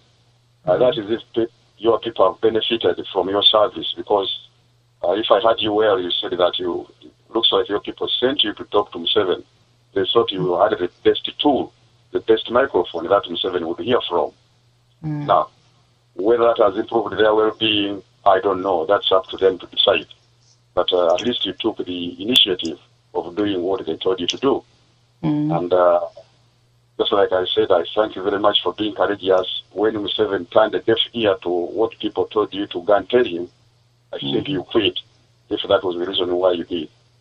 And I would encourage all other representatives who represent people from their respective areas. I think they should emulate your action. You would become a model, so that if Museveni becomes deaf, what Ugandan people want, they should stop what they are doing with him. They should cut the dealings away from him. Thank you very much. Now, thank you. I've got a few issues here. You have tested corruption when you remember, and even when you're a member of parliament and when you're a minister, and perhaps some of it you got involved in it. You have witnessed, I believe, they haven't said it openly. I believe you have witnessed vote rigging. Votes have been rigged. Segisa witnessed it, and he said he saw how people were stealing, as we call it in my language, were stealing votes or rigging votes. He has witnessed it and has assented to it. Perhaps he also took part. And the good thing, perhaps, which I had forgotten to thank you, is to accept your mistakes, because you said it perhaps must have been a mistake that we served this monster for so long. We helped to create him, we strengthened him, so to speak. And perhaps he is standing on your strength right now. Not you as Mrs. Bakoko, but so many others who served with Museveni like you. But at the same time, on that very point, I would like to discourage people who question, why did you serve Museveni for so long? Why did you quit at the first time? For everything there is a time. Maybe at that time it wasn't for your time to quit, now it's your time to quit. And you are very happy that you served with Museveni, because you are the only person who can expose his dirty linen. Most of us who have never served with him, we don't know him. Just like you didn't know him when you first started, you thought he was a wonderful man, you thought he was a man with integrity. But after serving him for quite some time, you find Museveni was the opposite man of what you thought he was. But anyways, you witnessed all of these bad things going in the government. I'm glad that now you're putting it right and every Ugandan is able to see. Now, you have said that you don't believe in violence. I don't think whether there is anybody who believes in, or everybody would believe in peace. Just like you said you work in the medical field, if I had you were sometime back, some medication or some drugs are very painful to take. I don't want to inject myself if I have got diabetes. But if that's the way that is going to cure me, I'd rather take that bitter pill. We don't believe in violence. But you said you have never seen a change, I think, in your lifetime in Uganda, but you have read about it. You have seen it here in America. You have heard about it in South Africa. Not even very far, you have heard about it in Tanzania, but you yourself you have never taken part in your own country, which you should have liked to do. Now, people have tried. The very peaceful means of changing government, like it is done here, is through votes.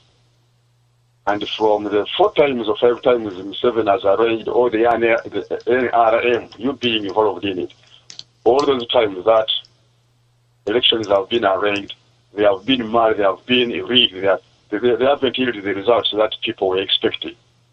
Not that Museveni is a good campaigner, not that NRM is a very good party, but there has been rigging. In other words, we have been, Museveni's philosophy or NRM's philosophy has been imposed on the Ugandan people, even when they want to change it. We are like in chains, we can't do much. So, in a nutshell, elections are not going to yield any results you want. Museveni will keep on going and going and going and going. As long as NRM is in power, as long as Museveni is in power, elections are meaningless. They are not good, even if he steps down, but as long as he's in power. Because next time he's going to tell Kaihura to stand. Just like in the international community, Museveni does not look a dictator because he puts elections, he arranges elections. He makes people speak for him. He buys them and he speaks through those people to dictate upon Ugandan people. So okay, and we're going to have to go ahead and get to the question you want to ask her, because we're running low on time. We do have another caller on hold, so if you could go ahead and just. Thank you. My question is, why have all those people have run away from Museveni? Why, when they come out, they form other political parties rather than joining other political organizations or other organizations that are trying to make a change? Why don't they just join, just like I've done? Why do they just join those other organizations that have already existed? Do they want to impose the NRM government on us again, but in a different shape? Or they have got a different ideology? Why don't they join other people and work within those people to change things? Thank you very much. Thank you so much, caller. Zoe, that is actually a good question there at the end. Yes, go ahead and answer. Thank you, Miss Brenda, and thank you, Mr. Kula. I think just see the example between me and Brenda. And I think many voices coming together, whether in different forms, and then unifying themselves and having the same target is what is going to make us succeed. We shouldn't doubt each other. We should not be suspicious of each other. We should know that our efforts are all focused on the same target and objective. Yes. Yeah. Yes, and that's so very, very true. It's one of the things that we discussed when we were there at the conference is the simple fact of unity. We have to see ourselves as one, as a whole, with the same target that we're all fighting towards. Because the most important thing here is that Museveni thrives on divide and rule. And so even out here, if we are going to look at each other with suspicion, then we are playing right into his hands. Because he likes that game of head banging and, fighting and say, you see, the Bakoko and you look at Sejusa, all these people are Museveni's allies and cohorts. No, let's come together and, join hands. And educating the people is the ultimate. Trust me, the Arab Springs didn't come with violence. They started with a lot of good education. And as we said earlier, even if he tries to censor the internet, even if he makes it very expensive, even if the young people now, whom he thinks he can confuse, they have a very high rate of unemployment, Miss Brenda. Yes, yes. Every government which succeeds is the one which tries to reduce its unemployment rate. All these young people are going to university. They never saw the suffering which were imparted on people by the Obote or the Idi Amin government. They were not there. They didn't see nothing like the Abasaja Baze or we want Otulo. They don't understand that concept. They have been with the Museveni. Some of them are 30, others are in their 20s, and they have not seen any change. No Those change at all. Are the ones who will create the change, Miss Brenda. Exactly, because the young people are the ones that created the change here in the United States of America. That's why we have Barack Obama. But let me go ahead and go to Dorothy and let her come in on the conversation. Because when you say divide and rule, Dorothy and I have had these conversations too many times on where he's got the people fighting each other instead of fighting what the real cause is here. Would you agree with that, Dorothy? And come on in on the conversation. Oh, thank you very much, Miss Brenda. I would also want to thank Honorable Zoe Bakoko so very much for standing up as a true lady on her two legs, and she said what she's been saying. First of all, I would like to apologize. I didn't join the conversation right away, and I really regret I've missed a lot. But I'll be able to pick on as we go. So I would like to thank you so very much for that, because we are here. We are many. Our lives are protected here. People back home, they are in danger. They face it. They die. You talked about Narendra. Every single day, a strong woman who cared for everybody. So young, but she saw the right. But she dared to say. She left us, but she's a hero. But we are here, we are protected. People have decided to keep quiet and do not talk, but you have come out to talk. So I thank you so very much. Now, regarding the topic of divide and rule, you are so very much true that I'll tell you, Honorable Zoe, that divide and rule, it works. Museveni has spent so much money back home to make sure that somebody in Kampala doesn't know what happens in Jinja. Mm-hmm. That's why you see the media houses, people are arrested to take an interview from the opposition. Okay?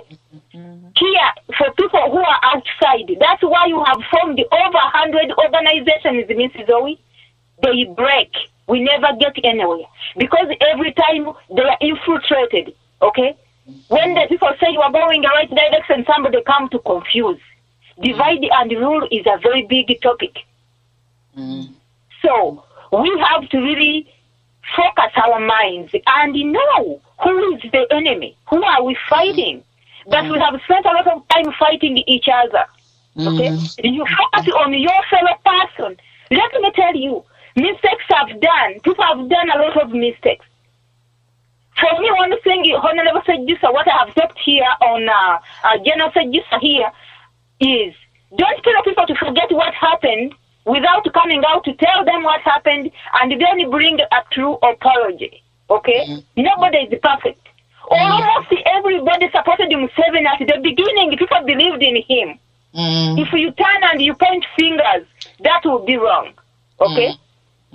So, we need to get this big snake out of the house. Okay? Because so long as that snake is in the saucepan, we will not cook.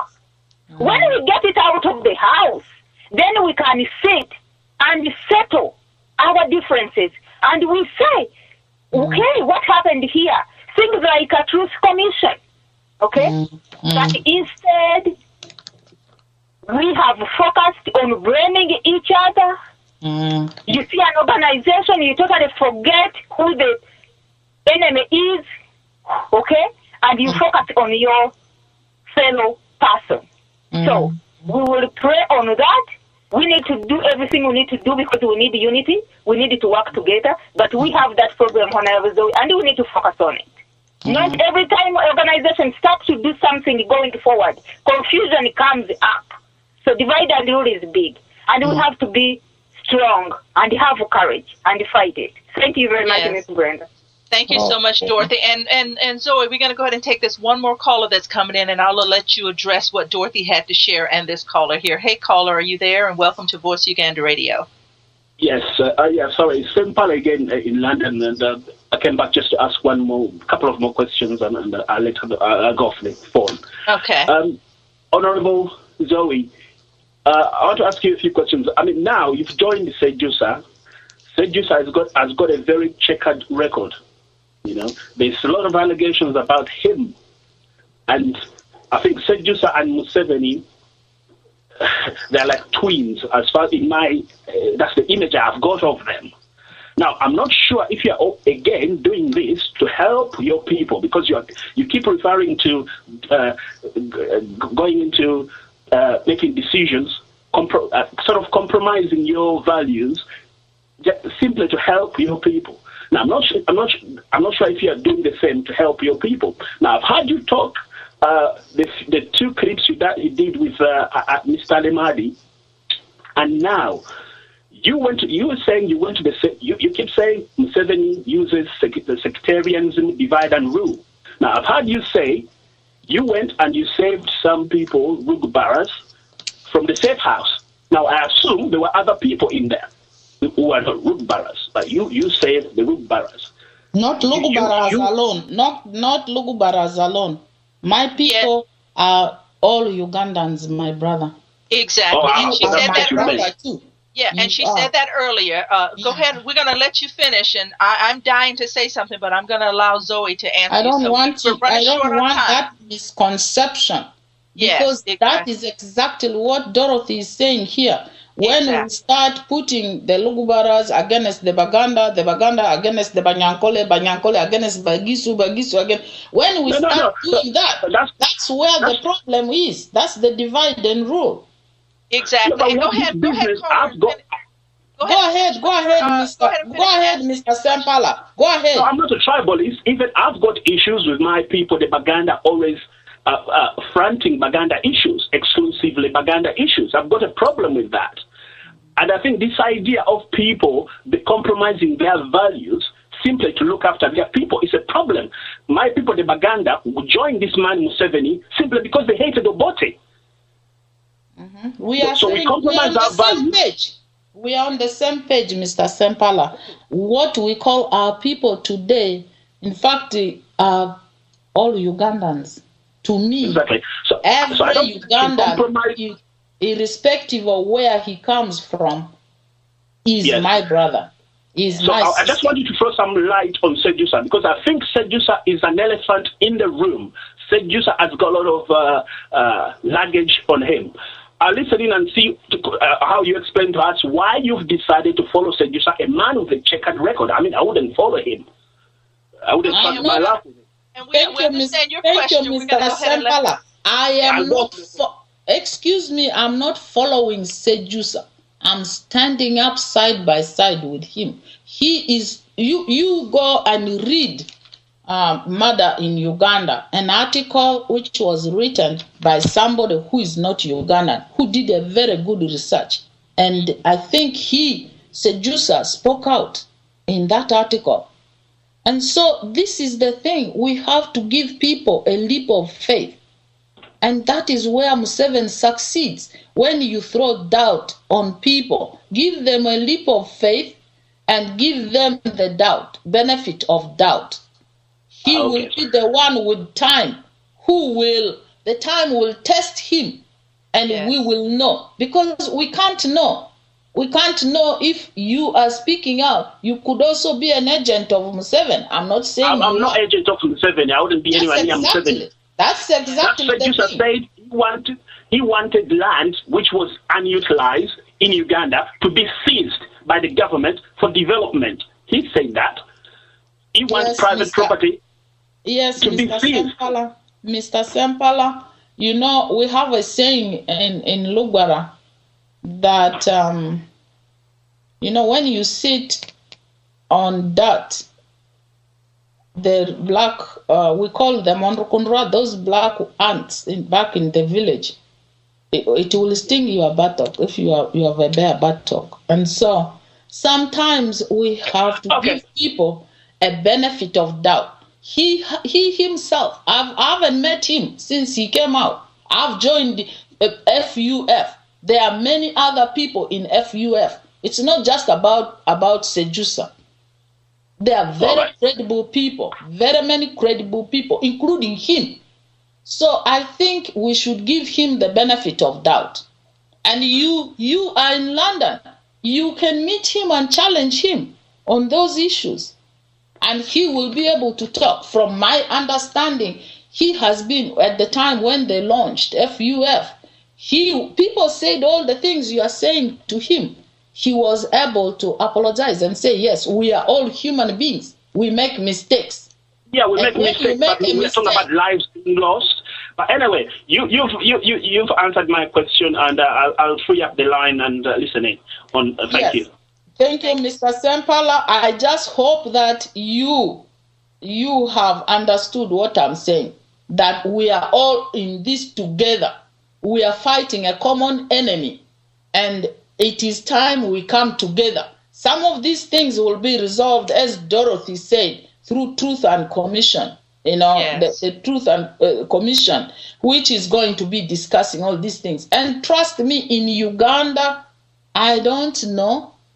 There's no one who can make a decision except Museveni. And I'm very sure Sejusa, in his capacity, was not making those decisions as an intelligence officer by himself. Because you cannot bypass Museveni, whether it is, you have seen it, whether it is a small conflict in the village, those villagers have to come to him to resolve it. I remember at the time when we used to go and do cabinet in Gulu. Why did we go and have cabinet in Gulu? Because the president was commanding war in Gulu. And he would come late in his military fatigue, tell everybody that he has just been in Surambaya commanding the war and bombing the targets, which he claimed were rebels, some of who could have been poor people trying to dig. And so you cannot give Sejusa 100% of the blame, because Sejusa cannot do anything by himself, because the commander-in-chief, who even participates actively, is Museveni. And so I think we should listen to that voice of counsel from Dorothy, from Brenda. And Brenda and Dorothy, all the women, this is where we come in. Because in my language, women are called Oku. Oku means to bring together. We bring together, we pour the peace. We are the nurses. We are the mothers. We are the peacemakers. And we are the ones who will bring all these brothers together on the same table, even with those whom they cannot see eye to eye. And if we don't bring that critical mass together, we cannot fight the enemy. We cannot.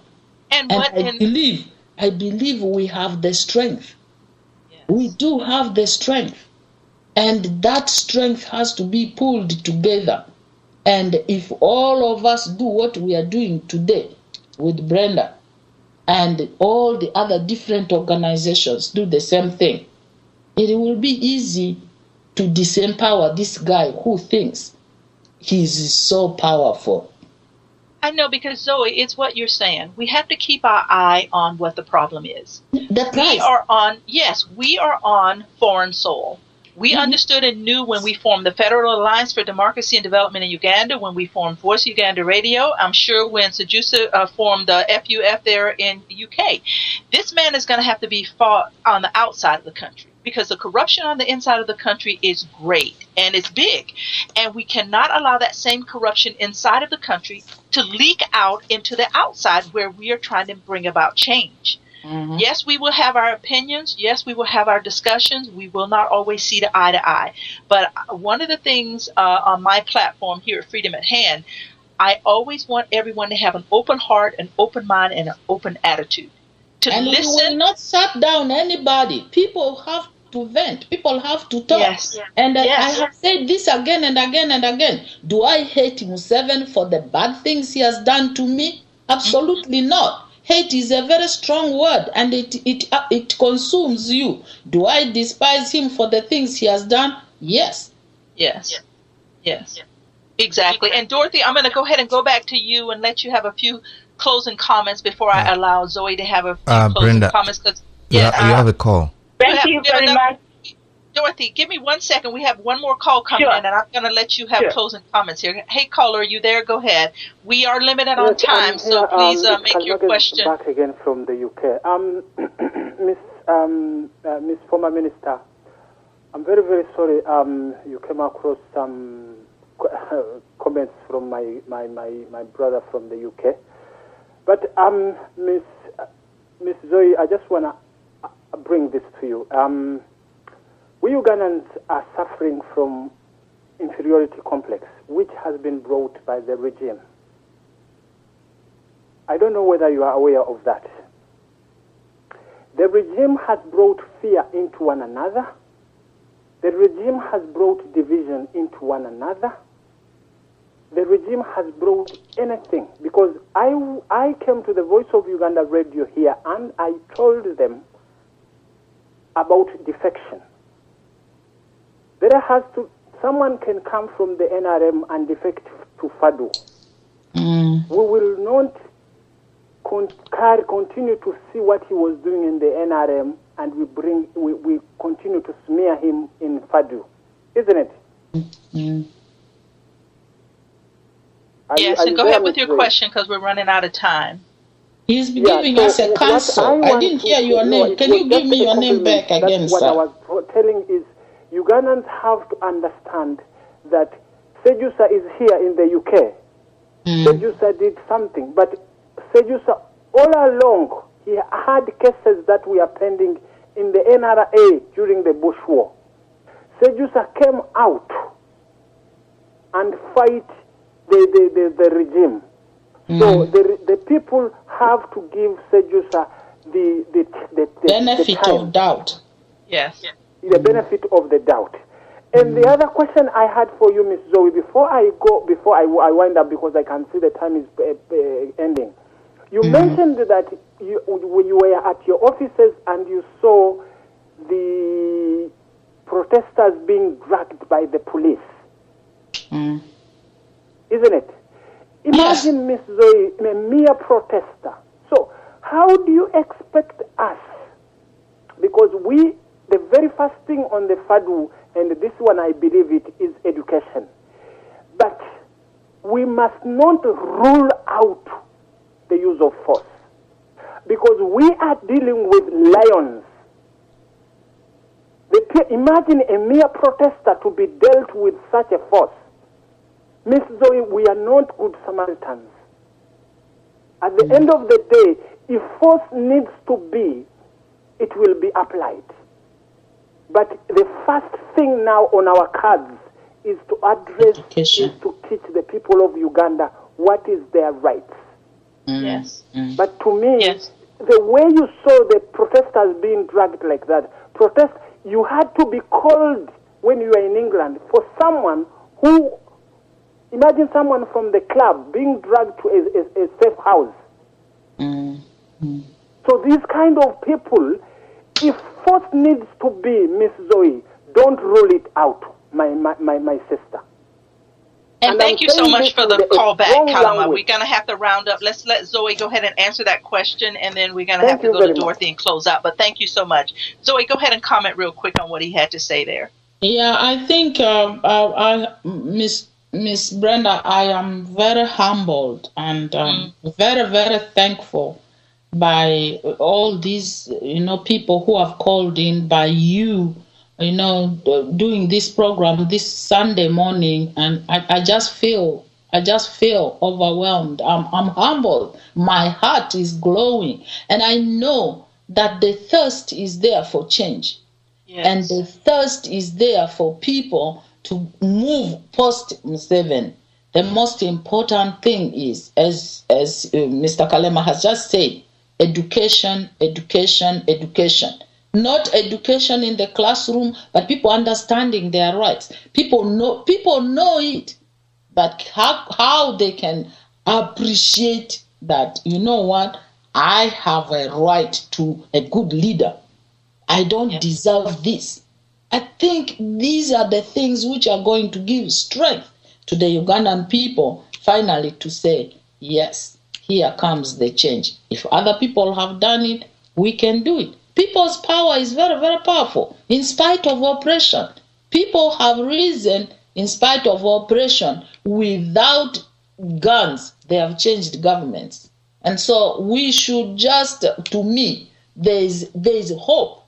I see that hope at the end of the tunnel. That's why I believe in it. And as he said, people have had to defect to be able to join the critical mass and strengthen those who are already in opposition. So numbers are good. We should accept each other in this cause that we are fighting the same thing, and we should set our eye on the prize. Thank you, Dorothy. Thank you, all the callers. And I think... And we're going to go ahead and go to Dorothy real quick, Zoe, and let her have a few closing comments, and then I'll come back in. Go ahead, Dorothy.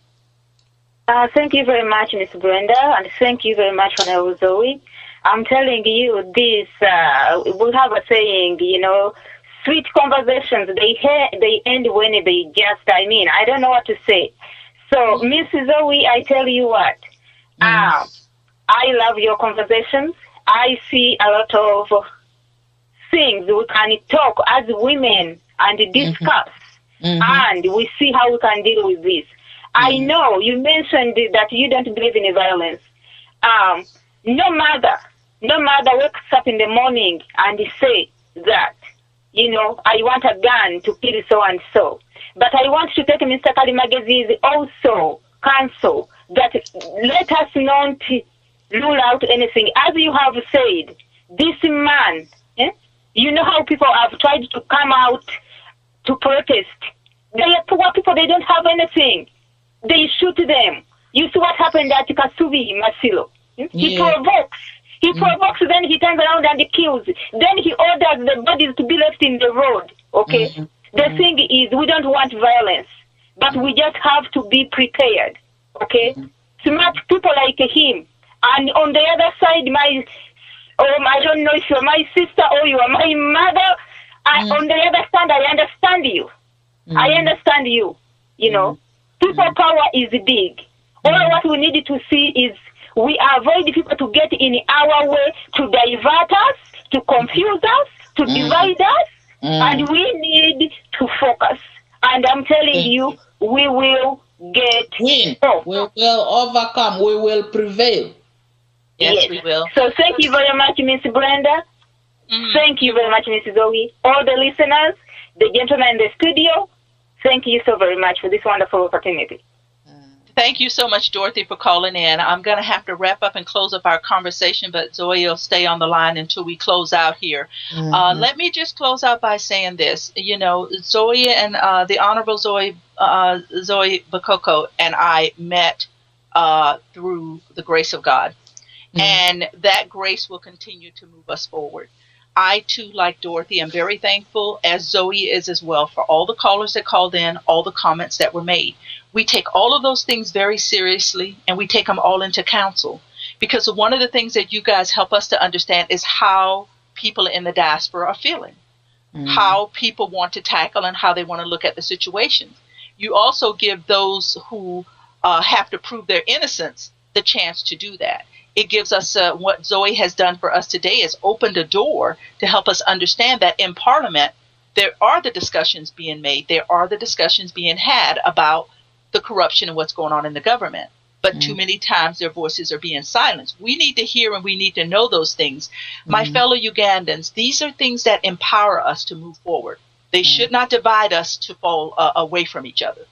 If Zoe is able to share the information, inside information, that we had not heard and we were not able to be a part of, it has in every way strengthened us to move forward. Nothing that has been shared here today should weaken us in any way. It should empower us.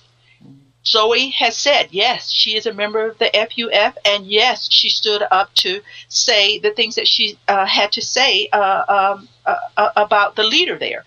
Let me say this. When you know better, you do better. Zoe and I just said that earlier in the program. We cannot point the finger at individuals and who they were able to save and who they were not able to save. What they did say and what they didn't say, because we have to understand that the power that ruled over them put them in positions to have to sometimes save their own lives. And, you know, to one of the callers made the comment that would you get on a bus that you knew was not safe to get you from point A to point B? Let me comment to that. I would get on that bus because the closer it got me to point B, I was one step closer than I was at point A. It may break down somewhere in the middle. I'll deal with that when I get to that point. But I'm not going to stand there and say I'm not going to get on because of, for whatever reasons. We are all moving in the same direction, my fellow Ugandans. All of us are moving in the same direction. And I thank you all so much for your patience, your kindness, your love, and your understanding for supporting me here on Voice Uganda Radio. I thank you so much that you have understood that it has taken me away from the radio station at times to travel on behalf of the Ugandan people. There are private conversations being had all over the world. When the time and the opportunity comes to share these things with you, we will. The Honorable Zoe Bakoko will be on my program from time to time because there are certain issues that we need to discuss. Today was an open forum. We will have her back where we will discuss specific things, and that will be the topic of discussion, and we will not veer from it so that we can start to have the conversations that we need to have. Your calls are always welcome here at Voice Uganda Radio, and we thank you so much for being a part of it. My name is Miss Brenda. You have been tuned in to Freedom at Hand here on Voice Uganda Radio. Thank you so much again for joining us on this Sunday. God bless you and have a great rest of your Sunday. Thank you. The Federalist Alliance of Democracy and Development in Uganda, FADU.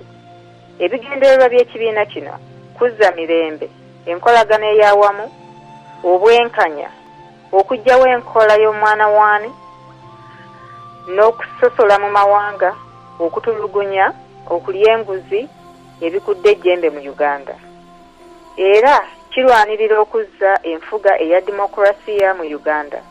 Ekibiina kino kye kisookedde ddala okukubiriza buli muntu yenna okukyegattako awatali kusosola mu mawanga n'enzikiriza oba ekitundu omuntu kyalimu mu nsi yonna. Kino kye kiseera twegatte tusobole okuzza obupya ensi yaffe Uganda edobonkanyizibwa. Buli eyandyagadde okwegatta ku kibiina kya FADU kuba ennamba eno 1-800-9-7-3-8 oba weeyambise email info@fadu.org. You are listening to Voice of Uganda Radio, the mouthpiece of all Ugandans, wherever they may be, to voice their problems without fear of any retribution. The Voice of Uganda Radio works in sync with FADU, the Federalist Alliance of Democracy and Development in Uganda. Vour is an organization that was formed to work as a platform for all Ugandans at home and outside, to work synergistically to liberate our mother Uganda from the ruthless invaders that have sucked it dry. Therefore, Vour invites all able Ugandans to act now and save the Ugandan humanity that is being slaughtered, destroyed, and robbed by a few people unworthy to call themselves Ugandans. Many people are crying for action in Uganda as they languish in misery. Vour echoes their cries by making the loudest alarm to everyone to join Vour, not tomorrow or the next day, but today. The number to join is 408-904-7038. The email is info@vour.org. Fellow citizens, we call upon you to practice resistance and protest against Museveni. We call upon you to oppose strongly the Museveni government, which is responsible for the downfall of Uganda. It is important to know that Museveni is afraid of the millions of people who are living for that day, for the light of day when Uganda will be liberated from his dictatorial regime. Fellow citizens, it's been 24 years of dictatorship. We should all know that at present our drive for freedom has already grown so strong that Museveni has already begun to change his tactics. We call upon people to participate, to organize silent stand-ins for a free Uganda. We call upon people to demonstrate that we're tired of him. We call upon governments in the United States of America and abroad, people in responsible positions, politicians, only to act in the service of peace, justice, and freedom for Uganda. We call upon people to use all legal and imaginative means and methods in order to ensure peace, justice, and freedom for Uganda. We call upon people from the north and south, from the east and west, and yes, from the central province of Uganda to be loyal to one another. We must preserve our loyalty to human dignity. We call upon people once again not to wait until it is too late to begin thinking about a free Uganda. We call for a new attitude. Arise, fellow citizens, arise. Let us fight for a free Uganda. Museveni must go.